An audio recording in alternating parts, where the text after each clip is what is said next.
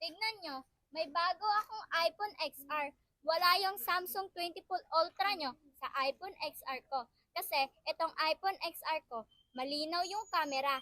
Yung inyo, mazoom nyo lang, tsaka 100% battery health pa to, no? Wala yung Huawei Honor sa iPhone 6 Plus ko. Dahil yung iPhone 6 Plus ko, hindi blurred yung camera, may long press, tapos may airdrop. Hindi yun mawawala.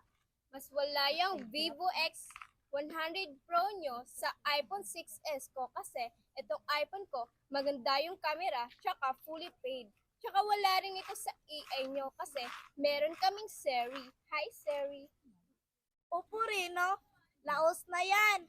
Wala ka dito sa iPhone 7 ko.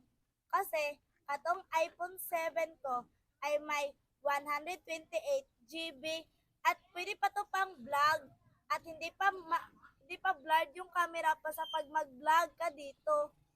At hindi pa to face out.